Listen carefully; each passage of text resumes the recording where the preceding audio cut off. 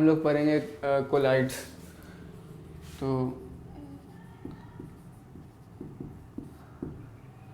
Collides क्या होता है? It is a heterogeneous solution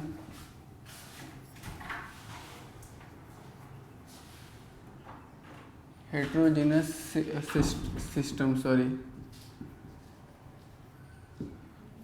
तो कोलाइड्स क्या होता है? हेट्रोजेनस सिस्टम होता है।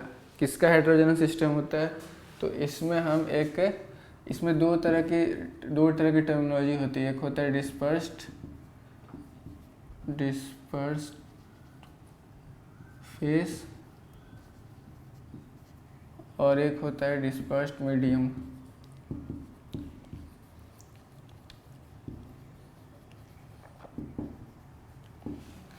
तो कोलाइड्स हो गया हेट्रोजेनस सिस्टम। इसमें डिस्पर्स्ड फेज होता है, जो वेरी फाइन पार्टिकल्स होते हैं जिनको हम डिस्पर्स्ड मीडियम में ऐड करते हैं। तो उस सिस्टम को, जो हेट्रोजेनस सिस्टम है, उसको हम लोग कोलाइड्स बोलते हैं। तो ये डिस्पर्स्ड मीडियम में डिस्पर्स्ड फेज को ऐड करते हैं तो बनता है कोलाइड्स। तो अब इसमें कोलाइड्स के क्लासिफिकेशन है डिफरेंट पैरामीटर्स पे। तो सबसे पहले देखते हैं हम, टॉपिक है classification of colloids.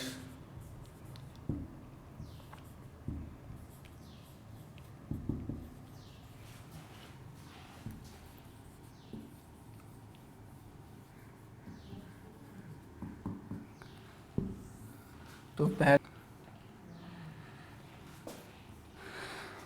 Dispersed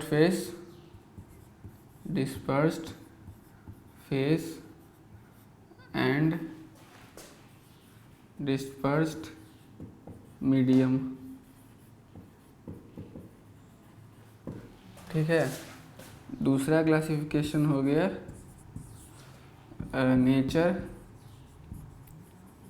of interaction between dispersed phase and dispersed medium. और तीसरा बेसिस होगा क्लासिफिकेशन का कि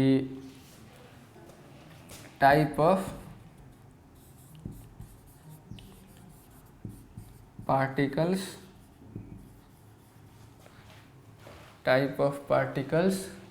ऑफ डिस्पर्स्ड फेस।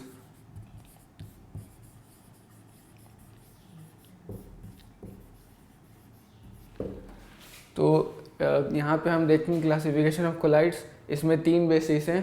पहला है कि डिस्पर्स फेस क्या है, डिस्पर्स मीडियम क्या है, उसके बेसिस पे। दूसरा है कि दो डिस्पर्स्ड फेस और डिस्पर्स्ड मीडियम जो हैं उनके बीच में किस तरह का इंटरेक्शन हो रहा है, तो nature of interaction between dispersed phase and dispersed medium. और तीसरा है कि जो डिस्पर्स्ड फेस हैं उसके जो पार्टिकल्स हैं उसके टाइप के अकॉर्डिंग होगा। तो वन बाई वन देखते हैं classification.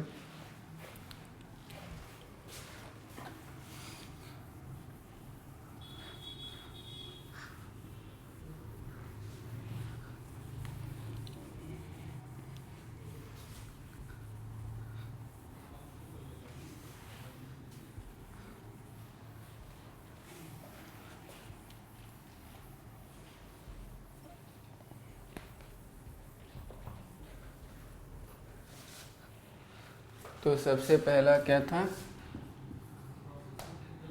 On the basis of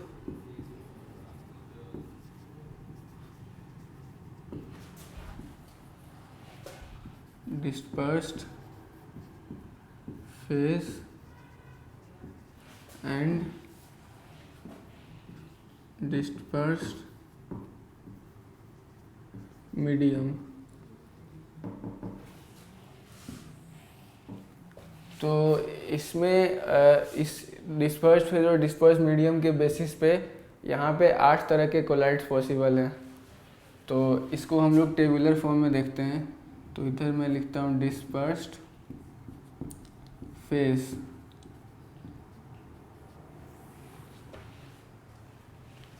इधर हो गया डिस्पर्स्ड मीडियम,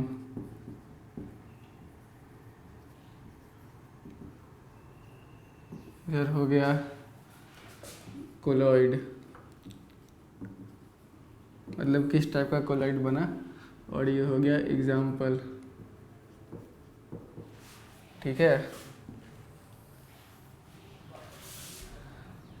तो सबसे पहले डिस्पर्स्ड फेम हम ले रहे हैं सॉलिड, और डिस्पर्स्ड मीडियम भी ले रहे हैं सॉलिड। तो इसको हम लोग बोलते हैं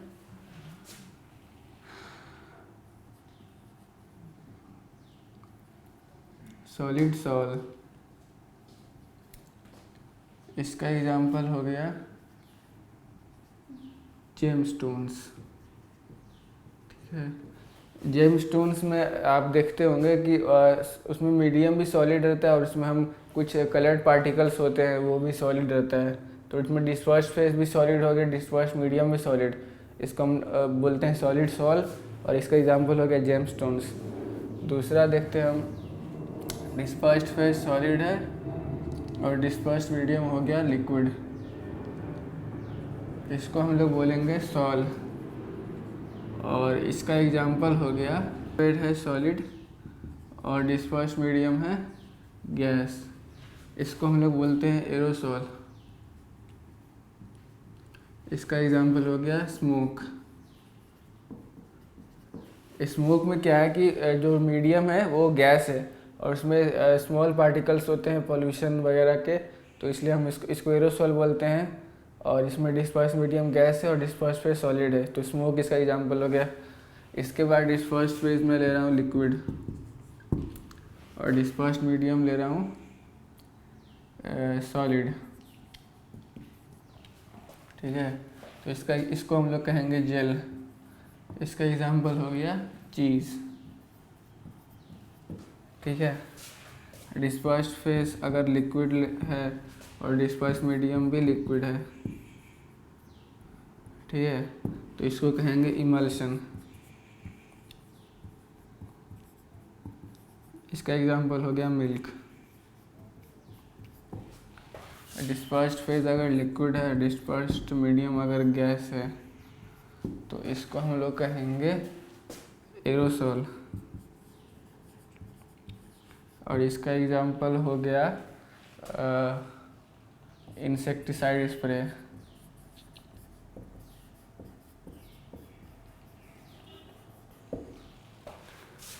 अगर डिस्पर्स्ड फेज हो गया गैस और डिस्पर्स्ड मीडियम है सॉलिड, तो इसको हम लोग कहेंगे सॉलिड सॉल। इसका एग्जांपल हो गया फोम।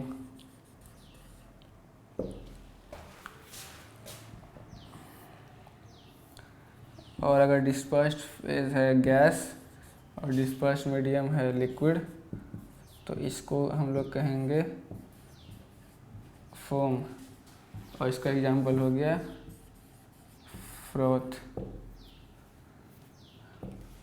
तो ये सारे एग्जांपल्स हो गए जिसमें डिस्पर्स्ड फेज चेंज हो रहा है, डिस्पर्स्ड मीडियम, और उनके कुछ नेम्स है और ये एग्जांपल्स है। तो ये क्लासिफिकेशन हो गया कोलाइड्स का on the basis of dispersed phase and dispersed medium. तो ये काफ़ी इंपॉर्टेंट है, इसको रिमेंबर कर लीजिएगा। तो ये डिफरेंट 8 तरह के एग्जांपल्स हो गए, 1 2 3 4 5 6 7 8। तो ये हो गया।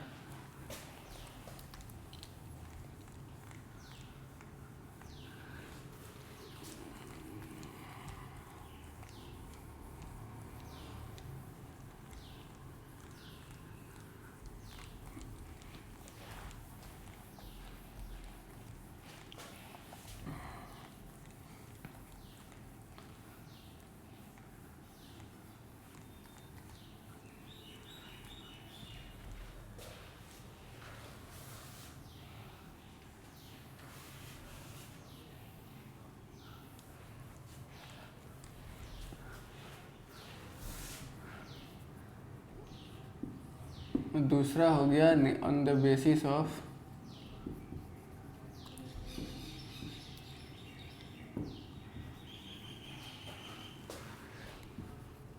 Nature of interaction interaction between dispersed phase and dispersed medium। तो दूसरा बेसिस है क्लासिफिकेशन का कि जो डिस्पर्स्ड फेज और डिस्पर्स्ड मीडियम है उनके बीच में इंटरेक्शन किस टाइप का हो रहा है। तो इसमें दो टाइप्स होते हैं। पहला हो गया लायोफिलिक कोलॉइड्स। तो लायोफिलिक में एक वर्ड है फाइल। तो फाइल मतलब होता है लव। तो इसमें बेसिकली उस तरह के कोलाइड्स होते हैं जिसमें डिस्पर्स्ड फेज और डिस्पर्स्ड मीडियम में आपस में अट्रैक्शन होता है। मतलब इसमें बेसिकली क्या होता है कि जो डिस्पर्स्ड उसको हम अगर डिस्पर्स्ड मीडियम में सिंपली अगर हम उसको डिज़ोल्व कर दें तो ये कोलाइड्स बन जाएगा। और इसको हम लोग डिज़ोल्व करके कोलाइड बनाएंगे। और अगर इसको हम और ये काफ़ी स्टेबल भी होता है। तो ये काफ़ी स्टेबल भी होता है और इसको हम इजीली कोगुलेट नहीं कर सकते। मतलब इसको डिस्पर्स्ड फेज और डिस्पर्स्ड मीडियम को इजीली सेपरेट नहीं कर सकते। तो नॉट इजीली कोगुलेटेड।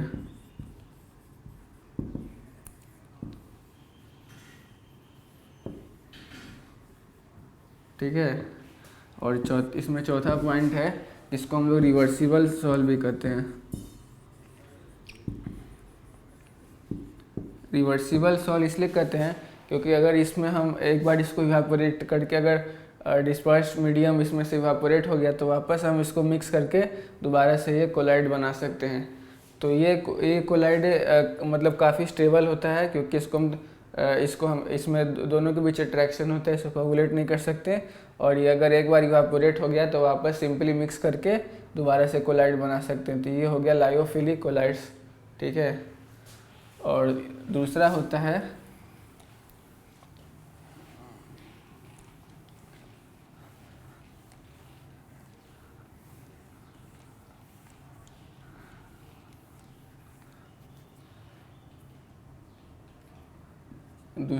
लायोफोबिक।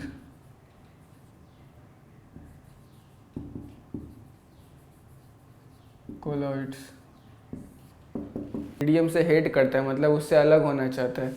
तो इसको कह सकते हैं लिक्विड हेटिंग।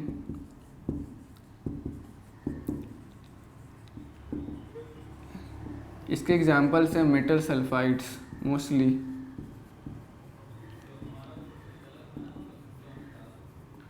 इसमें क्या होता है कि जो मेटल सल्फाइड होते हैं मोस्टली अगर उनको हम किसी भी अगर डिस्पर्स्ड मीडियम में मिलाना चाहें तो वो जल्दी मिलते नहीं है। तो और उनको मिलाने के लिए मतलब ऐसा नहीं कि डायरेक्टली मिक्स कर दिए तो ये कोलॉइड बन जाएगा। उसके लिए स्पेशल मेथड्स होते हैं। तो उस स्पेशल मेथड अगर फॉलो करते हैं तभी ये कोलॉइड्स बनते हैं। और इनको क्या है कि ये स्टेबल भी नहीं होते, ये अनस्टेबल होते हैं और इसको हम लोग आसानी से कोगुलेट करा सकते हैं। Coagulated bye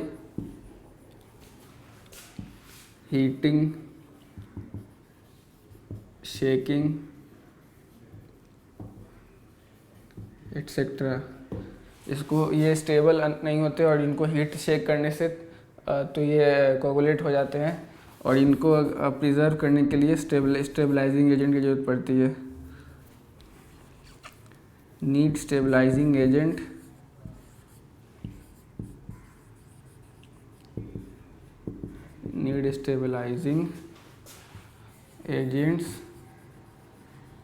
for preservation.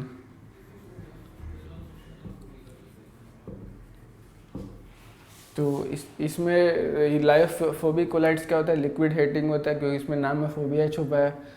और इसमें एग्जांपल है मोस्टली मेटल सल्फाइड्स होते हैं और ये अनस्टेबल होते हैं क्योंकि इनको हम लोग कोगुलेट करा सकते हैं आसानी से हीटिंग या शेकिंग करके। और इनको प्रिजर्व करने के लिए स्टेबलाइजिंग एजेंट्स की ज़रूरत पड़ती है। तो इस नेचर ऑफ इंटरेक्शन के बेसिस पे हमने देखा दो तरह के कोलाइड्स होते हैं। पहला होता है लायोफिलिक कोलाइड्स। लायोफिलिक क्या होता है? फिलिक मतलब लिक्विड लविंग होते हैं, मतलब वो काफ़ी स्टेबल होते हैं, इनको हम लोग आसानी से कोगुलेट नहीं कर सकते हैं। और इसका अपोजिट होता है लायोफिबिक फोबिक कोलाइड्स। ये लिक्विड हीटिंग होते हैं, इनको हमारा आसानी से कोगुलेट करा सकते हैं हीटिंग या शेक करके, और इनको प्रिजर्व करने के लिए स्टेबलाइजिंग एजेंट्स की ज़रूरत पड़ती है। और इसको इरिवर्सिबल सॉल्व भी कहते हैं।